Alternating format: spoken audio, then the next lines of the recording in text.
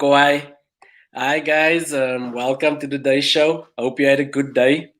Both me and our guest Ryan Theodrix had a busy day looking after kids while working from home. We wanna welcome you to the show. I think it's gonna be a good show. Right. We've been waiting for the show.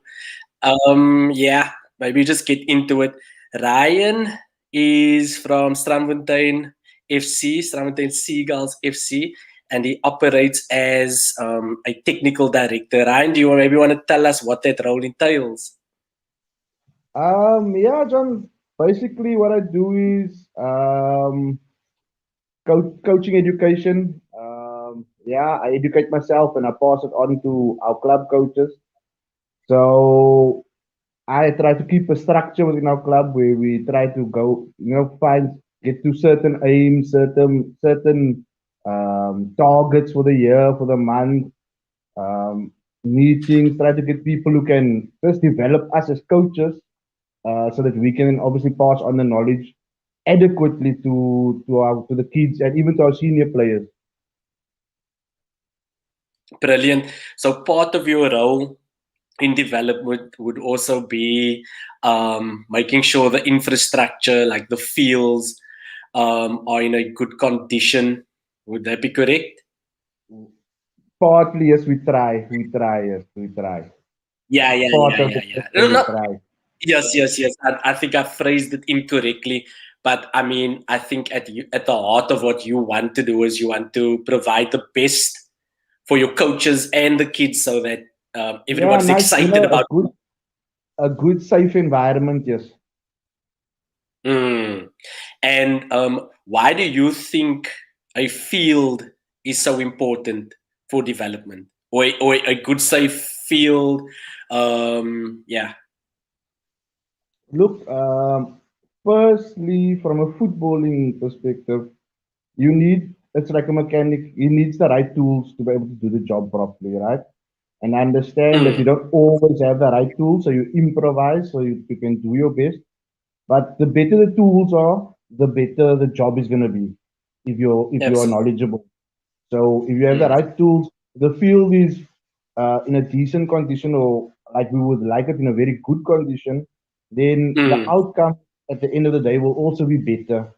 At the Mm. moment, it's a bit difficult where space is an issue because there isn't enough Mm. field fields or there's not enough light, those kind of things on the field. And then also from a safety perspective, if we must train in the road or just in some open park, we are then exposing our kids, our coaches, all our members, our parents to the nastiness that's happening in the world. I mean, we see it all the time on the news and things, the sad stuff that happen in the world that we really would like to avoid. So an enclosed area like the field we currently use, it's quite good because the way you get in and the way you get out, it's almost one way. Everybody must be able to see who's coming in, who's coming out, those kind of things. So from a safety aspect, that's better than just because there's lots of parks around Strandfontein area and Bayview and Pelican Heights and it where we can go to, but for safety reasons, it's not regulated. Anybody can come there. We can't tell other people we're busy here now because it's open to everybody. Mm. So we need a proper structure where we can do conducive training.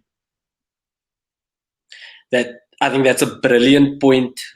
That you need us almost like a safe haven to come to, and where That's kids it. can come to, and where coaches can That's come it. to. That's safe. That's enclosed. You can work. You can focus on sessions and improve and develop kids, which is the aim of why we're in football. Can you describe where we at now with Strandfontein Fields? There has been there's a lot of contention around this issue, but where are we at the moment with Strandfontein Fields? From my honest opinion, we are nowhere. Mm. Um, the state of the field is actually not conducive for any kind of sport to do it safely. Um, Mm. there, there's holes. The grass is if I can call it uneven. There's areas where there isn't even grass, where you could slip and hurt. There's thorns. There's all these kind of things that are actually hazards when you're doing any kind of physical activity. Somebody could have slipped, somebody could have get hurt. They could tramp in a hole and break the ankle. I must say that it's better than it was prior to lockdown. It is better than that, but still, it's not a very good facility to use at this point in time.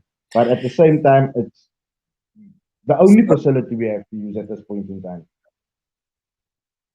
Of course. So, hi Shyam. So we know that during lockdown, and I obviously know there's two sides to a story, and I don't really want to get into the political or the political arena of this. But we know was the fields badly damaged after the city of Cape Town sort of housed the homeless people on that field and used the tents, and was the fields badly damaged afterwards? If you look at the field the way it looks now and the way it was prior, I would say it's actually worse than what it was before they used the facility. It is definitely Mm, worse. There was an area where we came in where we could at least coach our cubs, our 6 to 10 year olds. When you come into the facility on the right hand side, we used to call it the rough patch, only because it wasn't exactly all grass, but it was quite nice, a good size for those little mm, kids. Their parents could watch them safely from the parking area instead of having to go to the back of mm, the facility. That now has a mm, big hill on it. I don't know what it looks like. Bark from trees just laying there. There's big weeds growing out there now. It doesn't look anything like what it looked like before the city used it for this camp that they had for the lockdown. mm, Uh, We can't use it mm. at all for training anymore.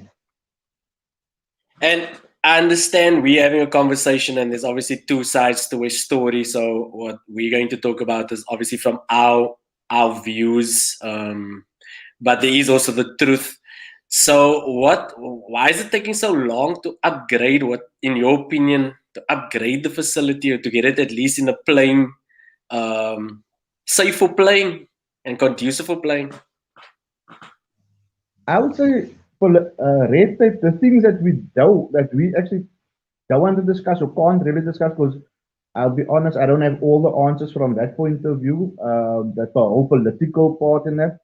But on the whole, it's red tape and things.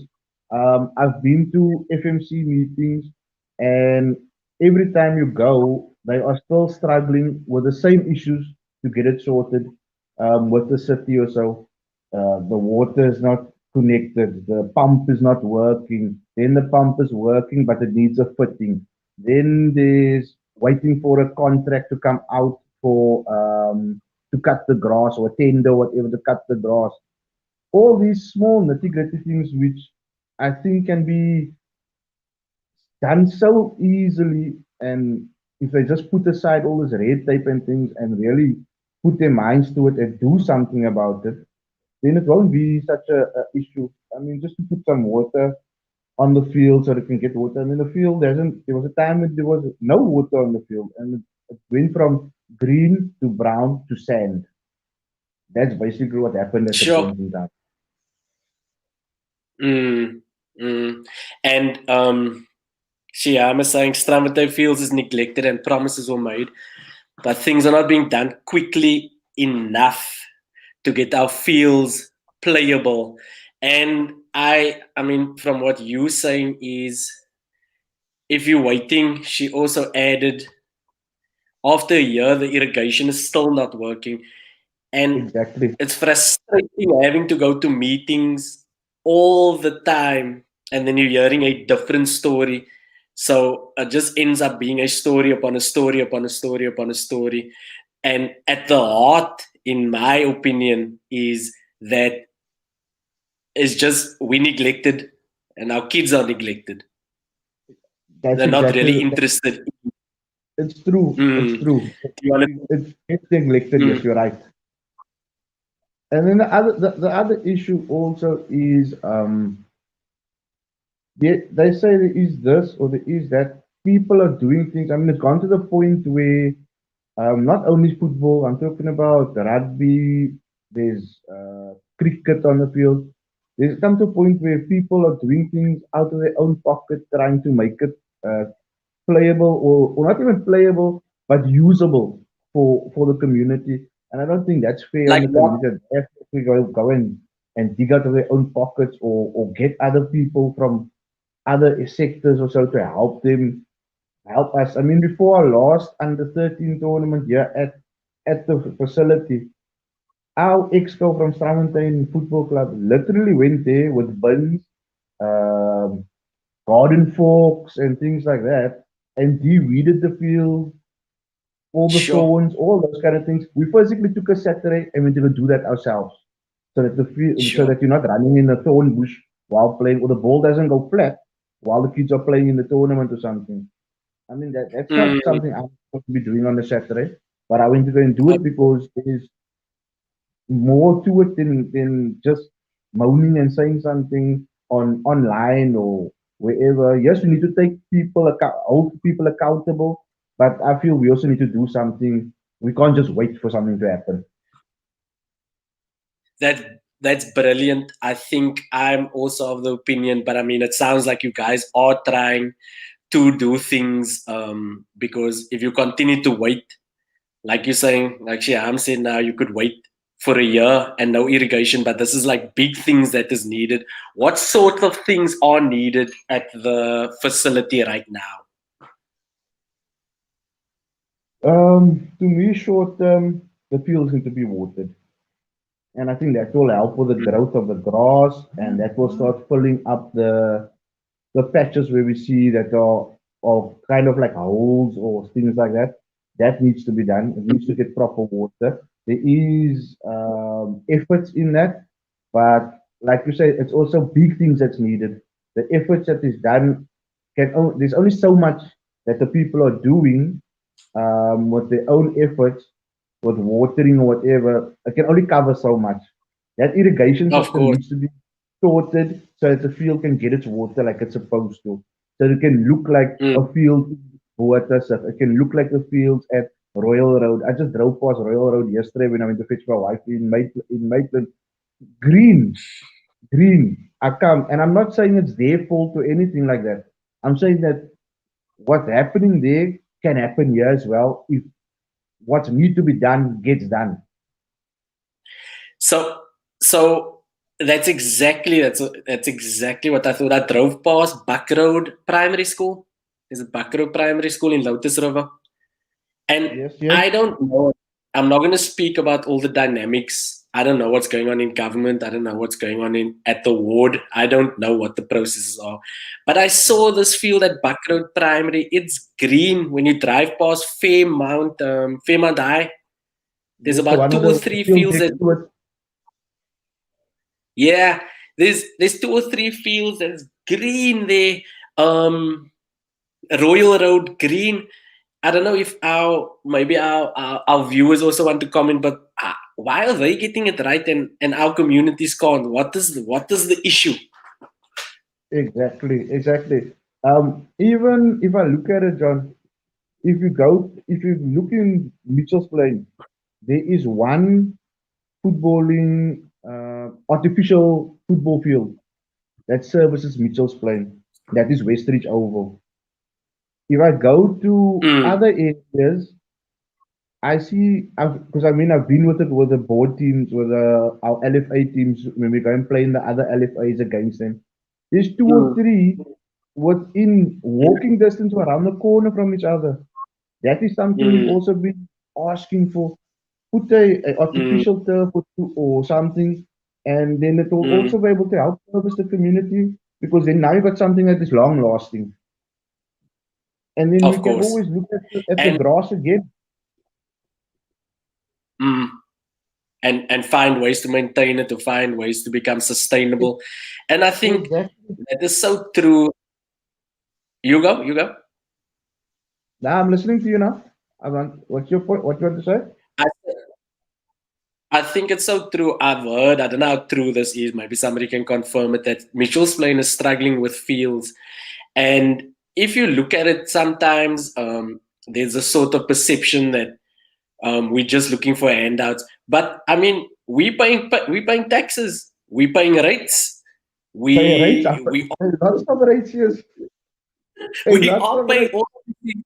So how come areas like this get neglected? How come there isn't a field that our kids can go to and be proud of? How many players came? How many pro players? How many you guys are producing? A lot of really good players.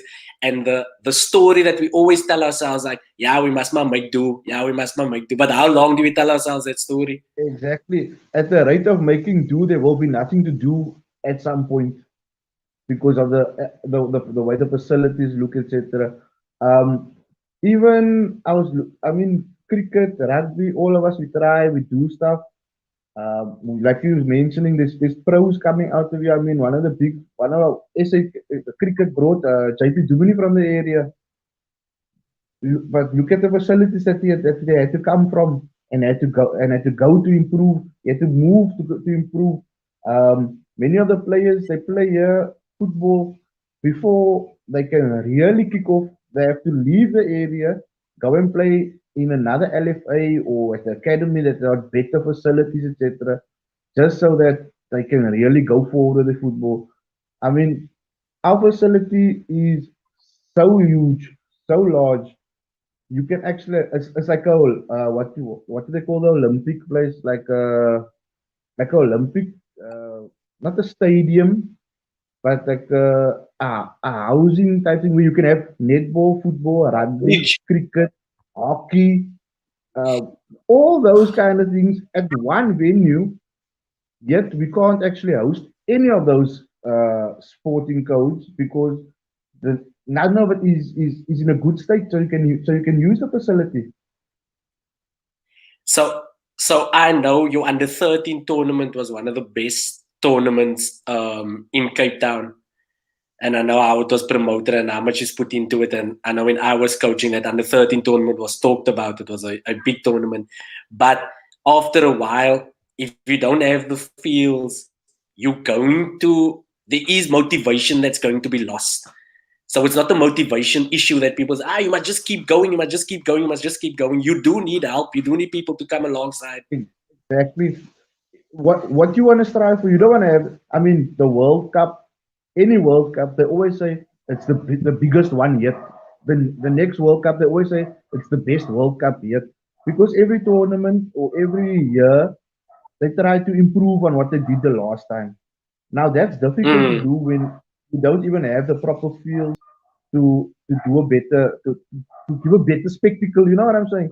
Your field is looking you, worse. I mean, with all honesty, there has been academy teams that have decided now. You know what? We're not in. They were long standing teams that were joining the tournament, and they were attracting crowds because hey, that club is mm, coming, that academy is coming, that academy is coming. We like to see how their kids.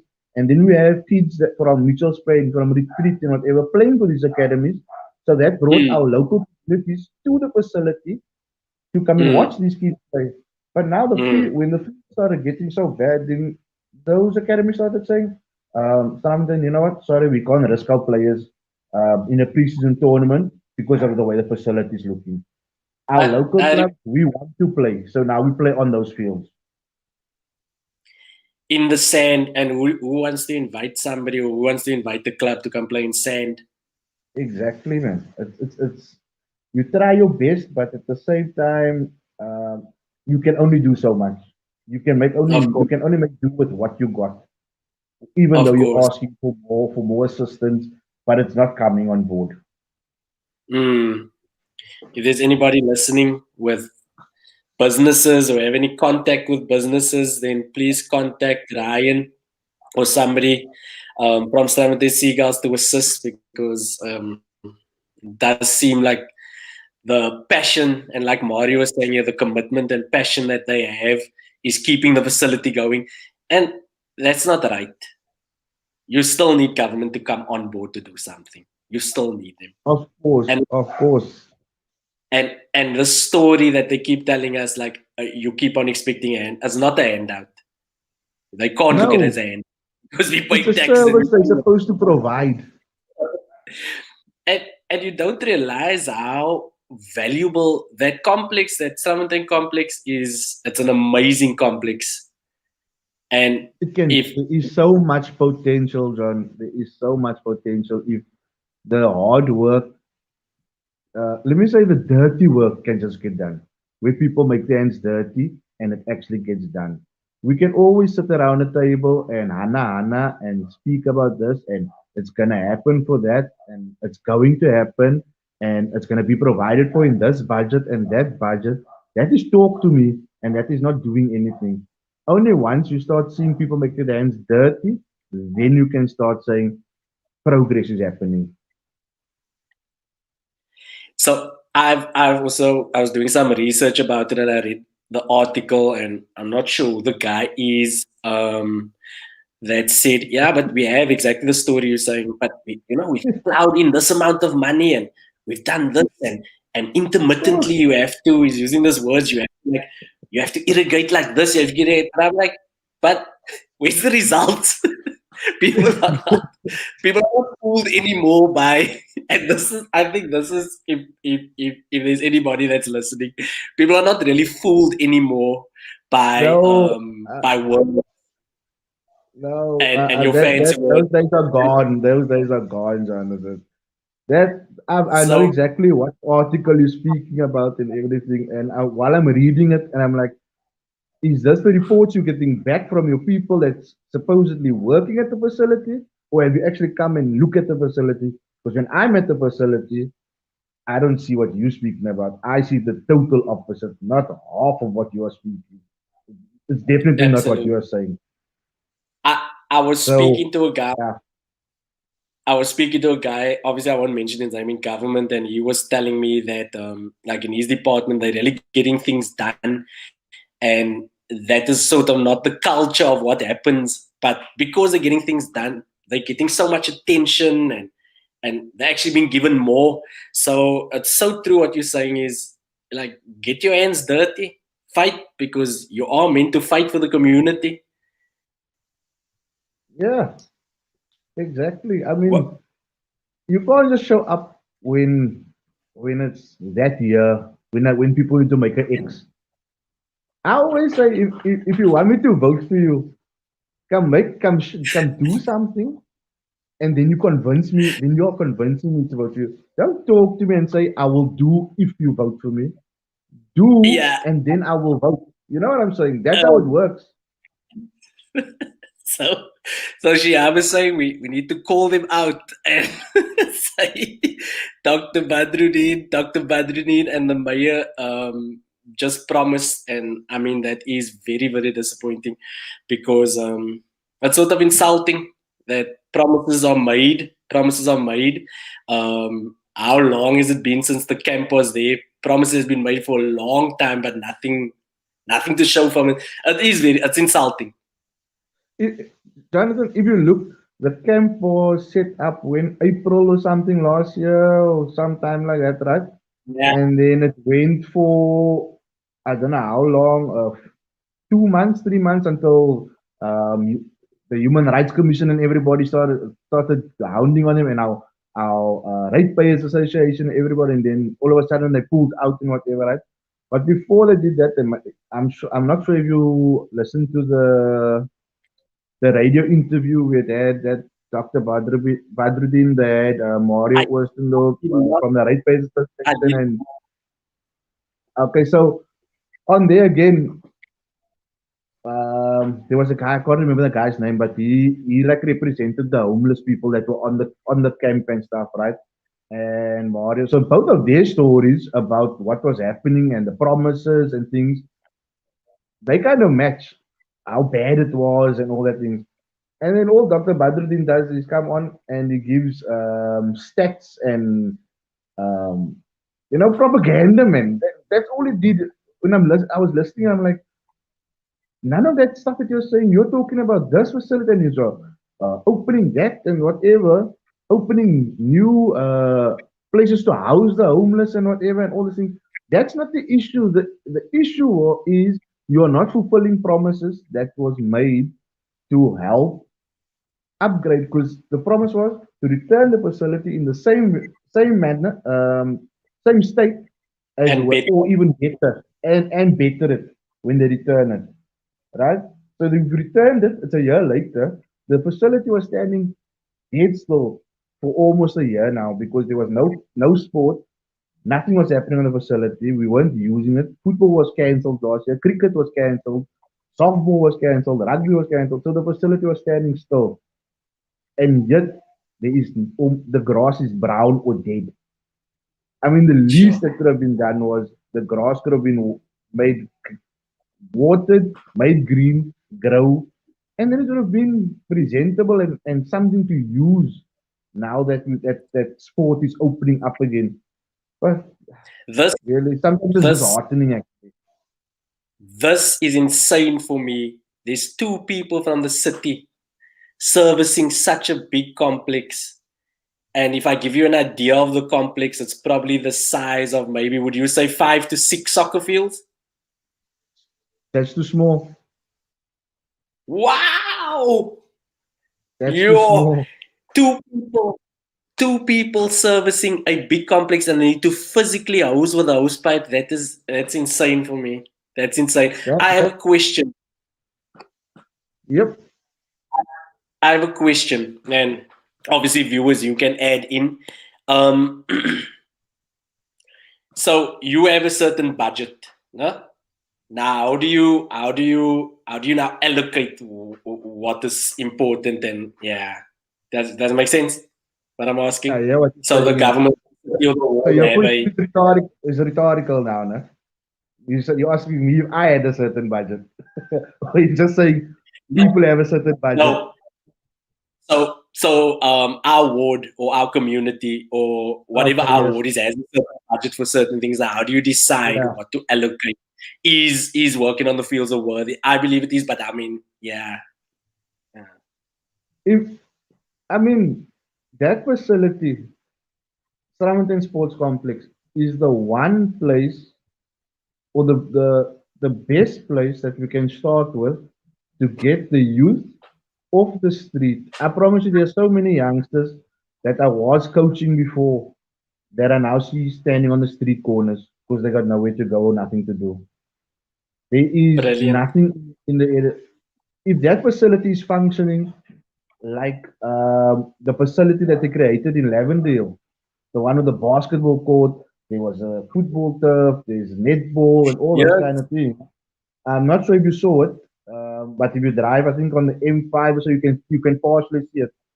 If this facility must be half of that facility, I bet you will bring out a few more KD Windvogels, the goalkeeper, what's his name?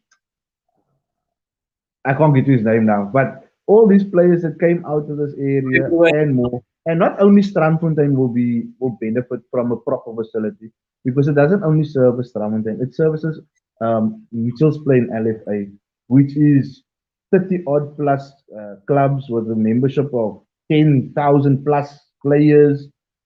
So Sure. it's far more reaching than just Strandfontein. It's Rocklands, Lentegeur, Tafelsig, all those places which are riddled by gangs and drugs. This complex can be a game changer if it is actually maintained and kept in a state that can have a positive influence in our society. Absolutely. And I mean, I think you answered it perfectly. I'm so glad. That Strandfontein, that field is sort of the hub. And Strandfontein is a pretty big area, and you're servicing Pelican Heights and still Mitchell's Plain, part of Mitchell's Plain, and Bayview and San Remo. So that field is sort of a hub. It's almost like, yeah, we gave you one job, guys, man. It's not like, it's not like we say, there's 3 or 4 or 5 or 6 complexes like that. There's one complex, one sporting complex like that to maintain. Exactly. And yeah, you Exactly. need to maintain it. The, Would the, you the, agree? don't get me. Yes, I 100% agree with. Don't get me wrong. There is other facilities within Mitchell's Plain, which also needs Mm, attention. I do agree. mm, And if all these complexes get the attention it needs, like I said, Strandfontein can be a hub, mm, Westridge, Lentegeur, Rocklands, it's going to alleviate so much problems. We're going to have kids having a place to go instead of going to the merchant's house or the street corner because it's got a more safe environment to mm, go. When I was growing up, sport was all year round. I went to go play football in winter and baseball or cricket or whatever in the mm, summertime. So I always had somewhere to go. mm, Now I don't know. Now you must choose. Do you go to play football or do you go to play mm, in a summer code or because there isn't a facility or facilities are or the seasons are crossing into each other because the facility is not enough for everybody. There's so much that mm, is not that's not the same that if it was still the same could have done so much more for us. mm. And yeah, I want to reiterate what Chiam said. It's like we've forgotten, man, and that's Yeah, hard to definitely. accept. Yes. John, I'm gonna tell you something now.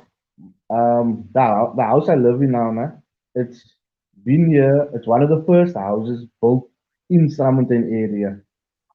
And that when Mm, that sports complex went up, as far as I can remember, Strandfontein is 42, 43 years old, if I'm not mistaken. That complex, when, sure. as far as I can remember, when we actually started training there, because first we used to still, soccer at least used to train, and softball used to train in the park opposite my home where I live now for as Sure. many years as I'm alive. When that Mm, complex went up, those buildings that are there is still the same buildings from that time. It's the exact same building still, the same toilets. The building at the back where the netball courts was are not even utilized anymore. I don't even know if it's usable or fixable anymore. So all mm. everybody from that time has never really kept by their promises for upgrading the 40 years, facility. 40 I'm years. not sure if it's 40 years old the facility, but I know it's as old as at least as old as I am, and that's old enough. Mm. And it's it's sometimes, and I know it's not easy for us to, especially for our culture, to ask because we always have this sort of guilt that, and people make us feel guilty that you're asking for too much. But this is the one facility in Strandfontein, and it doesn't just service Strandfontein. And I don't think, personally, I don't think it's too much to ask for to maintain the facility. Two people with a hose pipe, that's crazy. And it's not a big hose pipe like a fireman's hose. It's your garden hose.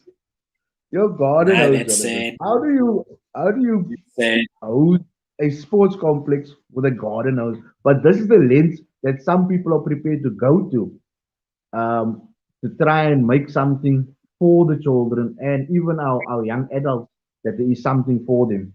And I must put my hand up, take my hat off to those people. They know who they are that is doing these things. They know exactly who they are. And that's why they don't come out looking for Yes. praise. And that's why I won't mention names because they don't do it for accolades and for votes, coming out looking for votes. They're doing it for the right reasons. Mm, mm. And I mean, as Mario's point, it's contributing to the social ills on the Cape Flats. As Absolutely. you said earlier, And yes, definitely.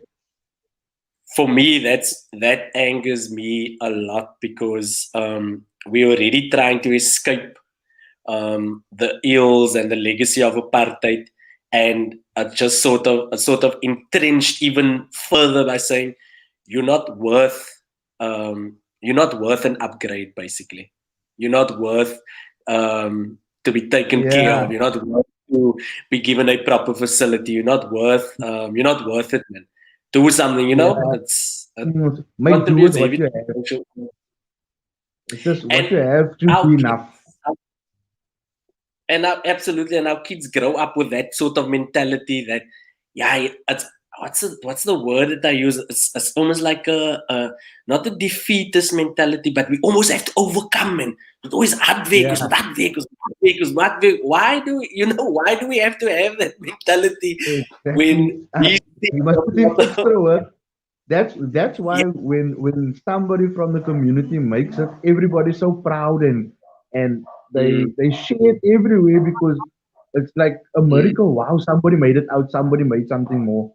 But more people mm, can make a difference in this area mm, if our facilities is better mm, maintained and in a better conditions mm, that we can service the clubs, the affiliates that use the facilities can have a better positive contribution in society. And if we make a better contribution in society, mm, society will be better, the economy will be better, crime will drop, all those kind of things. mm, And it starts with a simple thing like maintaining a facility, a sports facility. mm, mm. Absolutely. Um, my last words is, guys, you had one job to do, man. That's my last words. They had one job to do it well. Yeah. I don't know if you want to, if you want to end off, Ryan, you can end off for us. I don't want to beg anybody. I'm gonna tell you, man. Come in, keep to your promises because if you're not gonna keep to your promises, people are gonna take action, and you're not gonna you won't be able to fulfill your promises because people are gonna make changes. People want change and people want better, not for them only for themselves, but for the children and the children's children for the future. We all want better. So if you watching this on YouTube or you get a whiff of this interview, come keep to your promises because we are gonna do something to make things right for our children. But you can be part of it or you can be against it, one of the two. And our mindsets are changing, and I love it. Our mindsets have started changing, and that's going to influence the next generation. Where Mario's saying, despite the setbacks, coaches and players will rise above what is expected from them, and we will rise above it, absolutely. Definitely. But like you said, I think that's brilliant. Be part of it, man. Be part of it, or if you decide not to be part of it, also know that it's going to move on without you, and people are Exactly. not as easy anymore. Yeah, the train don't stand still at the station. The train it must move on to the next station eventually. Don't just stand still the whole time. And just Mm, one last thing, Captain, mm, to the people in our community that's listening, take some pride in our facilities and our areas and our community also, man. Don't allow your son or your daughter so to spray paint against the walls and those kind of things, man. If we don't take pride in our own area, why would the people that's supposed to deliver service even want to come and service our area? They think they goed is for sin. They destroy their own area, so why must we even come and see to it or fix it? We'll just promise them something and keep them at our fingertips. That's fine. So let's look after our own area also, guys. yeah, my last thing, people of Strandfontein, I think there's a good, really good bunch of guys that's trying to make a difference, sport wise, and yeah, not just footballing wise, sport wise. So please support them, and support where you can.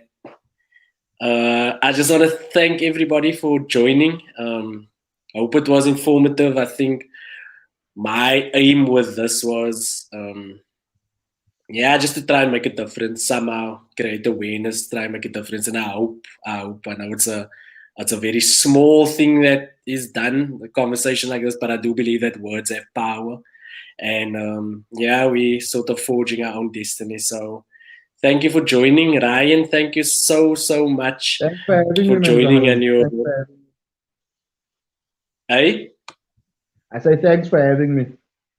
yeah, thank you for sharing the nuggets of wisdom, and yeah, keep going. And thank you to everybody that joined and